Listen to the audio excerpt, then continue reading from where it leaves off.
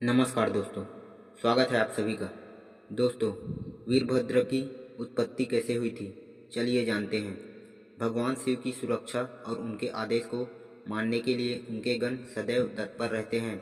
उनके गणों में भैरव को सबसे प्रमुख माना जाता है, उसके बाद नंदी का नंबर आता है और फिर वीरभद्र का। जहाँ भी शिव मंदिर स्थापित होता है वहाँ रक्षक कोतवाल के रूप में भैरव जी की प्रतिमा भी स्थापित की जाती है।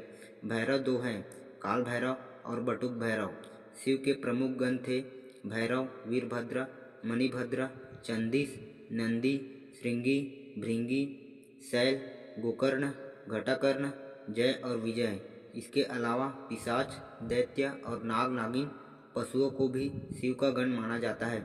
ये सभी गण धरती और ब्रह्मांड में विचरण करते रहते हैं और प्रत्येक मनुष्य आत्मा आदि की खैर खबर रखते हैं। वीरभद्र की उत्पत्ति कथा।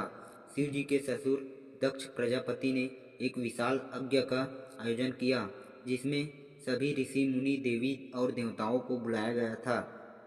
इस यज्ञ में दक्ष ने शिव और सती को नहीं बुलाया था।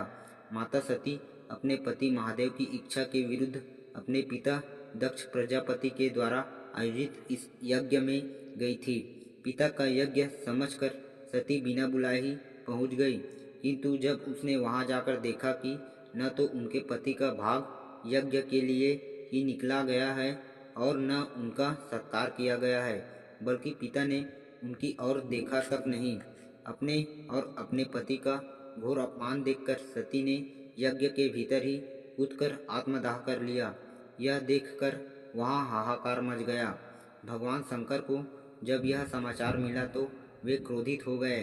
उन्होंने दक्ष, उसकी सेना और वहाँ उपस्थित उनके सभी सलाहकारों को दंड देने के लिए अपनी जटा से वीरभद्र नामक एक गण उत्पन्न होते ही वीरभद्र शिव की आज्ञा से तेजी से यज्ञ स्थल पहुंचा और उसने वहां की भूमि को रक्त से लाल कर दिया और बाद में दक्ष को पकड़कर उसका सिर धड़ से अलग कर दिया।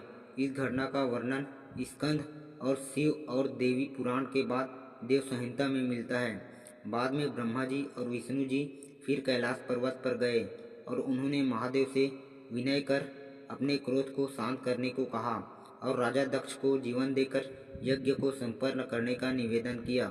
परंतु प्रार्थना करने के बाद भगवान शिव ने उनकी बात मान ली और दक्ष के धड़ से बकरे का सिर जोड़कर उसे जीवन दान दिया, जिसके बाद यह यज्ञ पूरा हुआ।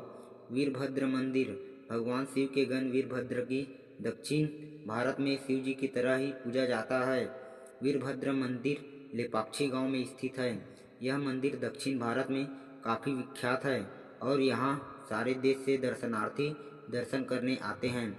इस मंदिर में भगवान वीरभद्र की पूजा की जाती है। वीरभद्र मंदिर को 16वीं शताब्दी में विजयनगर के राजा के द्वारा बनवाया गया था।